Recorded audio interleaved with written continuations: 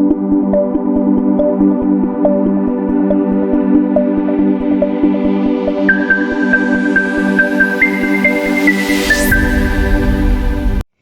morning, all of you. I am Ashmanisha, and today we are going to study about the topic regulation of receptors and their pathways. तो शुरू करते हैं आज का topic regulation of receptors.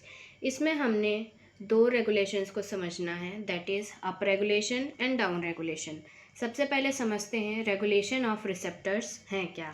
हमारी body में जो hormone receptors हैं, तो इसके जो भी नंबर और सेंसिटिविटी है, मतलब सेल के ऊपर प्रेजेंट जितने रिसेप्टर्स होंगे, that is the number of receptors, and उनकी सेंसिटिविटी होगी, दोनों हमेशा फिजियोलॉजिकल रेगुलेशंस के अंदर होगी। Day to day, time to time number and sensitivity vary करती रहेगी। कभी एक स्पेसिफिक हार्मोन के लिए रिसेप्टर्स अमाउंट बढ़ जाता है और कभी कम हो जाता है। कभी सेंसिटिविटी इंक्रीज हो जाती है और कभी डिक्रीज हो जाती है, depends on various factors. So basically receptors protein का इनएक्टिवेशन, डिस्ट्रक्शन, एक्टिवेशन और मैन्युफैक्चरिंग हमेशा होता रहता है, जिसकी वजह से नंबर और सेंसिटिविटी चेंज होती रहती है। इन केस ऑफ इनएक्टिवेशन और destruction, number of receptors protein decrease होगा, but in case of activation और manufacturing, number of receptor protein increase होगा। अब देखते हैं डाउन रेगुलेशन ऑफ रिसेप्टर्स। जब ब्लड में हम हार्मोन्स का कंसंट्रेशन नॉर्मल होगा, सेल्स में रिसेप्टर्स भी नॉर्मल नंबर में प्रेजेंट होंगे और इनकी सेंसिटिविटी भी नॉर्मल होगी, मतलब सेल्स की हार्मोन्स के लिए सेंसिटिविटी नॉर्मल होगी। जैसे ही क्रोनिक इंक्रीज होगा, ब्लड में प्रेजेंट हार्मोन्स के कंसंट्रेशन का लॉन्ग पीरियड के लिए to cells number of receptors को डिक्रीज करेंगी और उसकी एक्टिविटी भी डिक्रीज होगी, मतलब हार्मोन्स के लिए टारगेट टिश्यू की रिस्पॉन्सिवनेस डिक्रीज हो चुकी है। It is called down regulation. इसका यूज़ किस लिए करते हैं? सेल्स के ओवर स्टिमुलेशन को प्रिवेंट करने के लिए। जब क्रोनिक कंडीशन थी और नॉर्मल नंबर ऑफ रिसेप्टर्स होते, तो ये सेल्स बहुत स्टिमुलेट हो जाती हैं हार्मोन्स के लिए। इस ओवर स्टिमुलेशन को प्रिवेंट करने के लिए रिसेप्टर्स ने अपने नंबर को कम कर लिया। अब डाउन रेगुलेशन कैसे परफॉर्म करते हैं वो देखते हैं।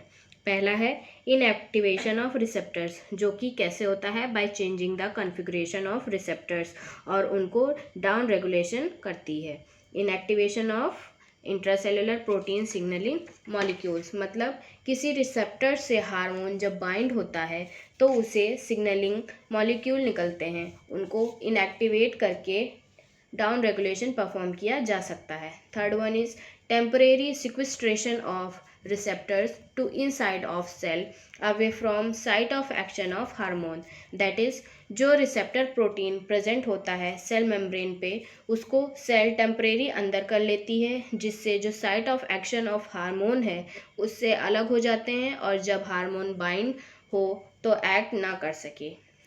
Next one is destruction of receptors by lysosome once they are internalized, मतलब जो रिसेप्टर अंदर इंगल्फ हुआ था उसको परमानेंटली डिस्ट्रैक्ट कर दिया गया है बाय लाइसोसोम।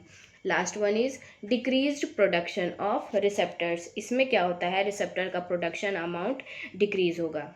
अब बात करते हैं अप रेगुलेशन ऑफ रिसेप्टर्स की। नॉर्मल कंडीशन तो इन रेगुलेशंस ऑफ रिसेप्टर के लिए भी सेम रहेगी, बट इन क्रोनिक जब कंसंट्रेशन ऑफ हार्मोन डिक्रीज होगा, लॉन्ग टाइम हार्मोन के लिए target cell number of receptor increase करेगी और सेंसिटिविटी इंक्रीज होगी, और हार्मोन्स के लिए टारगेट टिश्यू की रिस्पॉन्सिवनेस भी इंक्रीज होगी। इसका यूज़ क्या है? ये स्टिमुलेशन को इफ़ेक्टिवनेस कॉज करते हैं। Okay, reason behind up regulation क्या है? ये सेल्स के ऊपर प्रेजेंट इनएक्टिवेटेड रिसेप्टर्स हैं उनको एक्टिवेट करते हैं और रिसेप्टर्स का मैन्युफैक्चरिंग और प्रोडक्शन भी बढ़ा देते हैं। ये था रेगुलेशंस ऑफ रिसेप्टर्स के बारे में। नेक्स्ट हम पढ़ते हैं सिग्नल ट्रांसडक्शन मैकेनिज्म। आज हम देखेंगे कि रिसेप्टर्स के कौन कौन से ट्रांसड्यूसर पाथवे हैं और रिसेप्टर पे बाइंड होने के बाद उनमें कौन से कन्फर्मेशनल चेंजेस अकर करते हैं, जिसकी वजह से रिसेप्टर्स अल्टीमेटली अपना एक्शन देता है। इस एक्शन को अचीव करने के लिए हमारे ड्रग ने उस रिसेप्टर्स के साथ ड्रग रिसेप्टर्स कॉम्प्लेक्स का फॉर्मेशन किया। अगर हम इसके ट्रांसडक्शन पाथवे को क्लासिफाई करते हैं तो 5 मेन पार्ट्स में डिवाइड कर सकते हैं। पहला है जी प्रोटीन कपल्ड रिसेप्टर्स। ये इंपॉर्टेंट है और large family of cell membrane receptor है। इनकी फैमिली बहुत बड़ी होती है और ये सबसे ऊपर सेल सरफेस पे पाए जाते हैं लोकेशन के हिसाब से। Second one is ion channel receptor, इसे लाइगेंड गेटेड आयन चैनल भी कहते हैं। Third is transmembrane enzyme linked receptors, ऐसे रिसेप्टर्स जिनको यूज़ करके पेप्टाइड हार्मोन्स अपना रिस्पॉन्स शो करते हैं। Fourth one is transmembrane JAK STAT receptor, ये ग्रोथ हार्मोन और प्रोलैक्टिन के एक्शन को कंट्रोल करते हैं। Fifth one is receptors regulating gene expression, ये बहुत ही इंपॉर्टेंट रिसेप्टर्स है। ऐसे रिसेप्टर्स जो कि पर्टिकुलर कॉम्प्लेक्स का फॉर्मेशन करेंगे, ड्रग इसी पे बाइंड होगा, कॉम्प्लेक्स बनाएगा और उसके बाद ये दोनों मिलके ड्रग रिसेप्टर पे जीन के एक्सप्रेशन को कंट्रोल करेंगे, मतलब ये प्रोटीन सिंथेसिस को कंट्रोल करेंगे। ये सेल मेम्ब्रेन के अंदर पाए जाते हैं और इंट्रासेलुलर कहलाते हैं। अब बात करते हैं जी प्रोटीन कपल्ड रिसेप्टर्स की। जी प्रोटीन बहुत ही इंपॉर्टेंट रिसेप्टर टाइप है। बात करेंगे इसके स्पेसिफिकेशन की, तो सबसे पहले बात करते हैं इसके हेलिक्स की। तो ये 7 होते हैं। पहले बात करते हैं अल्फा मेम्ब्रेन की। बाइंडिंग साइट एगोनिस्ट के बाइंड करने की जगह होती है। ऐसे एजेंट जो रिसेप्टर्स को एक्टिव कर देंगे और बिल्कुल वैसा ही एक्शन शो करेंगे जैसा कि फिजियोलॉजिकल एक्शन था जब ड्रग ना देते। तो जब ये अगोनिस्ट बाइंड होगा तो जी प्रोटीन प्रोसेस स्टार्ट होगी। यहाँ देख सकते हैं डायग्राम में 7 हेलिक्स बने हुए हैं, ठीक है। एक्स्ट्रा सेलुलर में बाइंडिंग साइट और सेल मेम्ब्रेन होती है। इंट्रासेलुलर में साइटोसोल प्रेजेंट होता है। हेलिकल मेम्ब्रेन स्ट्रक्चर 7 होते हैं जो कि आप डायग्राम में देख सकते हैं। इनमें से कुछ लूप इंट्रासेलुलर और कुछ एक्स्ट्रा सेलुलर में निकल के आते हैं, ठीक है। देखिए आप, कुछ ऊपर हैं कुछ नीचे हैं। ये 3 होते हैं दोनों में, टोटल 6 लूप प्रेजेंट होते हैं। जी प्रोटीन के लास्ट टर्मिनल में 3 सब यूनिट्स होती हैं, that is alpha beta and gamma सब यूनिट्स, ये जुड़ी होती हैं। जब ये बाइंड होते हैं इनएक्टिव कंडीशन में, तब यहाँ पे जीडीपी अटैच हुआ होता है। ये था बेसिक इंट्रोडक्शन। अब बात करते हैं कि ये प्रोसेस स्टार्ट कैसे होता है और आगे कैसे बढ़ता है। अगर स्टेप 1 में कोई अगोनिस्ट बाइंड नहीं हुआ है, अनऑक्युपाइड है या एम्प्टी है, तो कोई एक्टिविटी नहीं रहेगी। एडेनाइल साइक्लेज इनएक्टिव कंडीशन में रहेगा and no secondary messenger will be formed.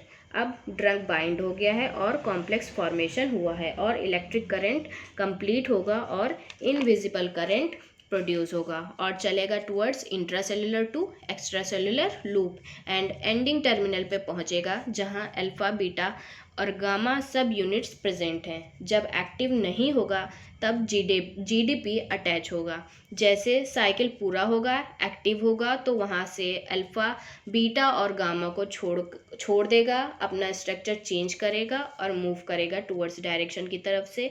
यहाँ पे जीटीपी से रिप्लेस हो जाएगा। इस कंडीशन में 2 चेंज हुए, जीटीपी में चेंज हुआ। ये प्रोसेस परमानेंट नहीं होती है और यहाँ रेट और ऑक्यूपेशन थ्योरी की इम्पोर्टेंस है। जैसे ये प्रोसेस सैचुरेशन की तरफ बढ़ेगा, सेकेंडरी मैसेंजर का काम हो जाएगा और वापस अल्फा स्ट्रक्चर चेंज करके टुवर्ड्स बीटा और गामा बढ़ेगा जो अलग हो गया था। अब बाइंड होगा और अब जीडीपी वापस जीटीपी को रिप्लेस करेगा। सेकेंड बात करते हैं हम आयन चैनल और लाइगेंड गेटेड रिसेप्टर्स की। इसे हम आयनोट्रॉपिक रिसेप्टर्स भी बोल सकते हैं।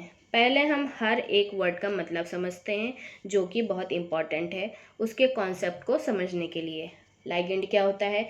कोई भी मॉलिक्यूल या सिग्नल पर्टिकुलर रिसेप्टर पे बाइंड हो और उस चैनल को ओपन करे, उसे हम लाइगेंड कहेंगे। गेटेड का क्या मतलब है? कोई pathway to control the inside out movement. यहाँ पे जो ड्रग या फिर आयन का मूवमेंट है वो एक्स्ट्रा सेलुलर से इंट्रासेलुलर की ओर होगा। आयंस क्या होते हैं? किसी भी एलिमेंट्स का पॉजिटिव या निगेटिव चार्ज आयंस कहलाता है, चाहे वो सोडियम आयन हो, पोटेशियम आयन हो या क्लोरीन आयन हो। चैनल किसे कहते हैं? ऐसा मीडियम जिसके थ्रू मूवमेंट हो रहा हो वो चैनल कहलाएगा। अब इन सारी डेफिनेशंस को कंबाइन करते हैं और देखते हैं कि क्या बनता है। ऐसा पाथवे जो सेल के मेम्ब्रेनस सरफेस पे होगा, ट्रांससेल्युलर होगा, जिसका काम है कि वो आयंस के मूवमेंट को कंट्रोल करे, लेकिन वो आयन का मूवमेंट लाइगेंड की प्रेजेंस में होगा। ओपनिंग और closing of channel depends on the concentration of ion controlled by ligands. Transmembrane मतलब सेल मेम्ब्रेन के ऊपर प्रेजेंट होंगे ये, और सेल के अंदर या बाहर आयंस के मूवमेंट को कंट्रोल करेंगे। जिस चैनल से जिस तरह के आयन मूव करेंगे उस चैनल का नाम पड़ जाएगा उस चैनल से मूव करने वाले आयन पे। एग्जाम्पल के तौर पे हम देख सकते हैं sodium ion, potassium ion, calcium ion या फिर क्लोराइड आयन।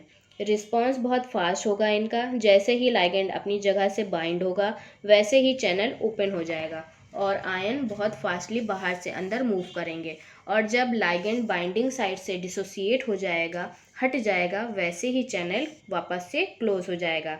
लाइगेंड रिस्पॉन्स करता है कि चैनल का ओपन होना और क्लोज होना, जिसकी वजह से बाइंडिंग साइट पे बाइंड हुआ है कि नहीं। एग्जाम्पल के तौर पे देख सकते हैं न्यूरोट्रांसमीटर्स, मतलब ऐसे केमिकल या मैसेंजर सब्सटेंस न्यूरॉन्स में पाए जाते हैं और वो सिग्नल को ट्रांसमिट करते हैं जो एक साइनेप्स से दूसरे साइनेप्स न्यूरॉन से ट्रांसफ़र करे। ठीक है, इसके फंक्शंस देखते हैं। फंक्शंस क्या हैं? न्यूरोट्रांसमिशन में हेल्प करता है, कार्डियक कंडक्शन करता है, depends on different type of channel. Channel पे आयंस का कंसंट्रेशन बढ़ेगा तो कंडक्शन कंडक्शन स्टार्ट होगा। ये हार्ट रेट को कॉन्ट्रैक्ट या रिलैक्स करने के लिए काम करेंगे या फिर मसल कॉन्ट्रैक्शन कॉज करेंगे। इसके टाइप्स क्या हैं? डिपेंडिंग अपॉन द एक्शन, ये दो तरह के हैं, एक्साइटेटरी और इनहिबिटरी। जब भी आयंस चैनल पॉजिटिव चार्ज वाले आयंस को बाहर से अंदर आने दे रहे होंगे तो उसकी वजह से एक्साइटमेंट कॉज होगा और इसे हम बोलेंगे एक्साइटेटरी आयन चैनल।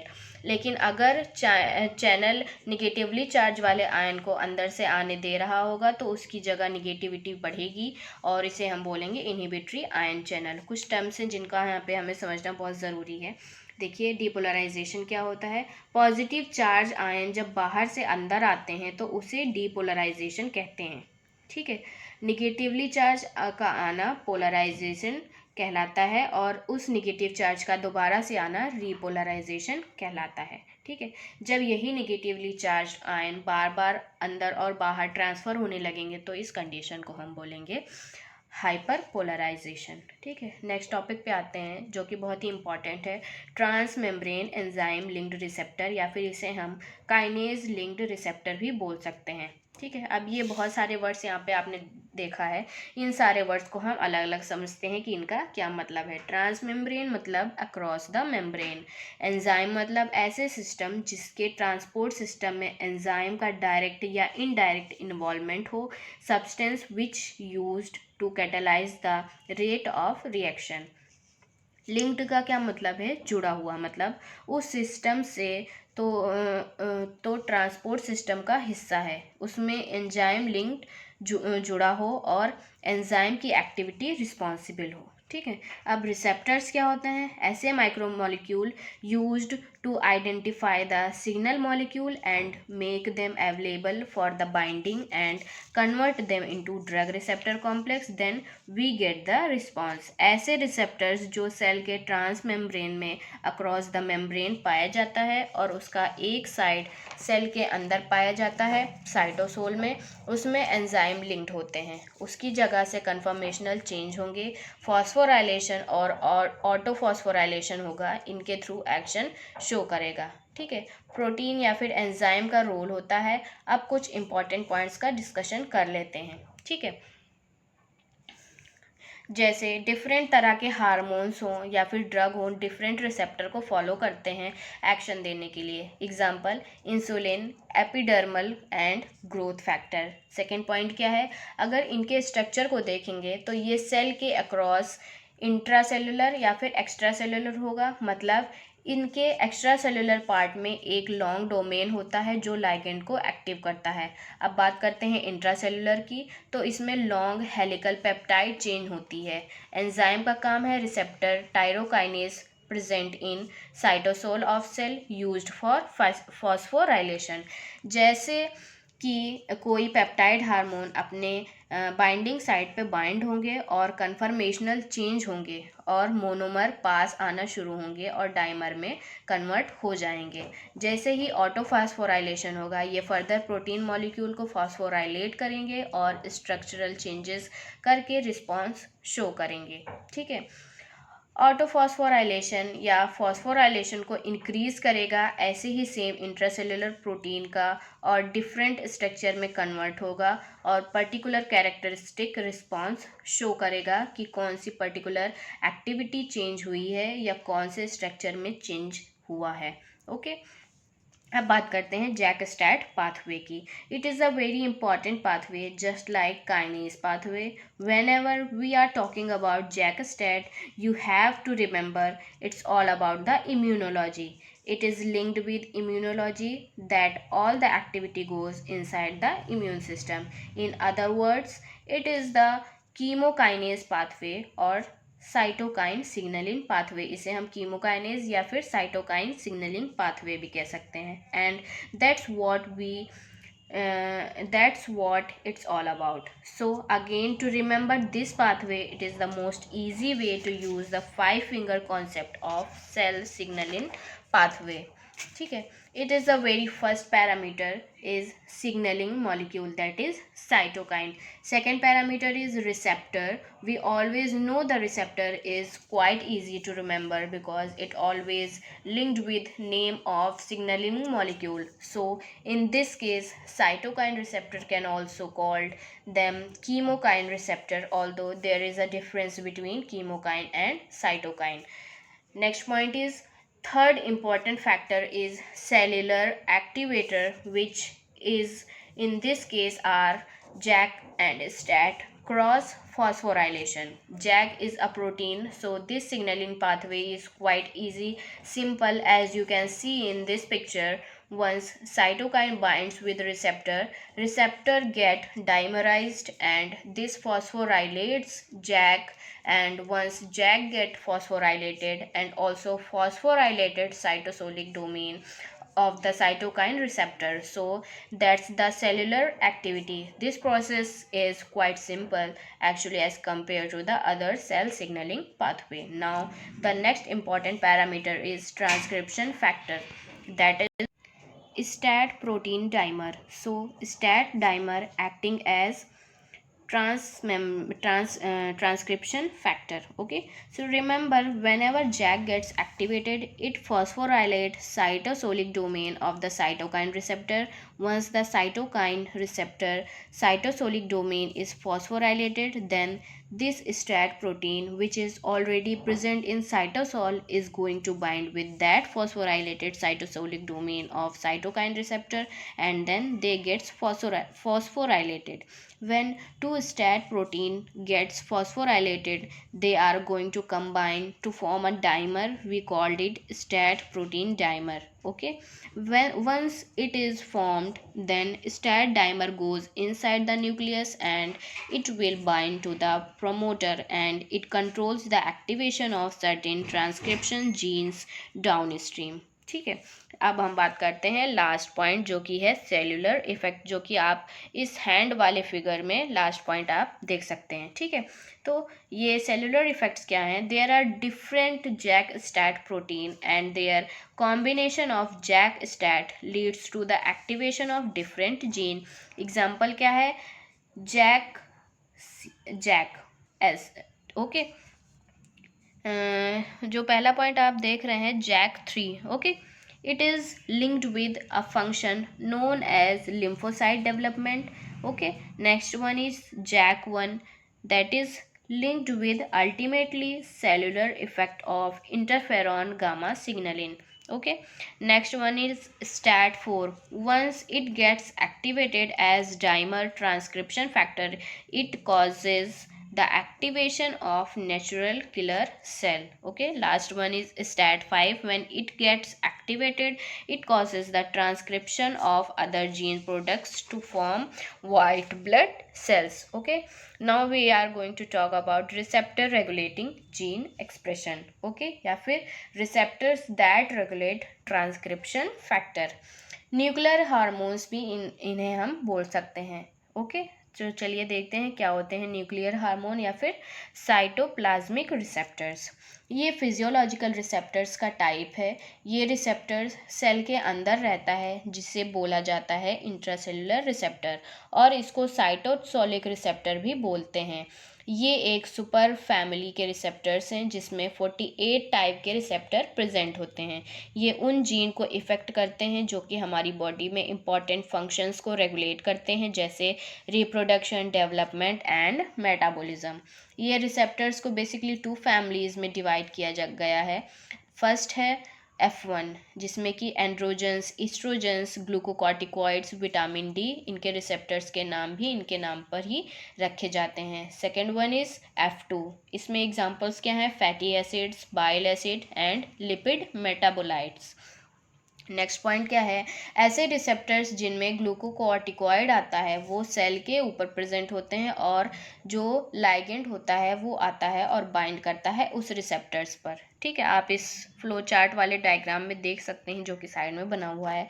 फिर वो रिसेप्टर डाइमराइज होके न्यूक्लियस में जाते हैं और डीएनए के साथ अटैच होके इफेक्ट दिखाते हैं. जब सेकेंड टाइप ऑफ रिसेप्टर होता है उसमें न्यूक्लियर रिसेप्टर न्यूक्लियस के अंदर प्रेजेंट होता है, साइटोप्लाज्म में नहीं प्रेजेंट होता, और ये लाइगेंड को न्यूक्लियस तक आना होता है. फिर वो रिसेप्टर्स के साइड बाइंड होता है और अपनी एक्टिविटी शो करता है. ठीक है, इस फ्लो चार्ट्स की वजह से हम देख सकते हैं, आगे समझ सकते हैं कि ये कैसे वर्क करता है.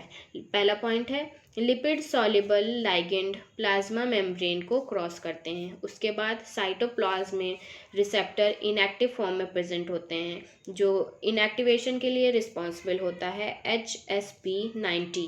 ओके, जो कि हेल्प करता है इनएक्टिवेट होने में और स्टेबलाइज भी करता है. ठीक है, को रिप्रेसर भी प्रेजेंट होते हैं जो कि बाइंड होने के बाद HSP90 एंड को रिप्रेसर अलग हो जाते हैं. इसके बाद कुछ कन्फर्मेशनल चेंजेस होते हैं और ये 12th हेलिक्स के चेंज होने की वजह से होते हैं, जो कि आप डायग्राम में देख सकते हैं प्रेजेंट है, और होमोडाइमर बनाते हैं. होमोडाइमर्स क्या होता है? जब दो एक ही तरह के सेम तरह के मोनोमर एक साथ कंबाइन होकर बाइंड होते हैं तो वो होमोडाइमर का फॉर्मेशन करते हैं. आफ्टर दिस ये न्यूक्लियस में ट्रांसलोकेट होता है and bind to DNA specific gene और ग्लूकोकॉर्टिकॉइड एलिमेंट्स रिस्पॉन्स के साथ बाइंड होता है. ठीक है, अब को एक्टिवेटर का रिक्रूटमेंट होता है और ट्रांस एक्टिवेटर या फिर ट्रांस रिप्रेसर होता है जीन में, और फिर स्पेसिफिक mRNA का फॉर्मेशन होता है, और फिर ये लास्ट में राइबोसोम में जाता है जो प्रोटीन फॉर्मेशन में हेल्प करते हैं, और फिर इसका इफेक्ट मिलता है. तो आज हमने बहुत सारे टॉपिक्स पढ़े हैं, जैसे कि regulation of receptors, JAK STAT pathway, regulation of receptors के बहुत सारे पाथवेज को हमने देखा है क्या होते हैं, और जीन एक्सप्रेशन भी देखा है. ये बहुत ही इंपॉर्टेंट टॉपिक है, एग्जाम पर्पज से आप इसे पढ़ सकते हैं, और कोई भी कुछ भी पूछना हो तो आप पूछ सकते हैं कमेंट बॉक्स में. Okay, thank you.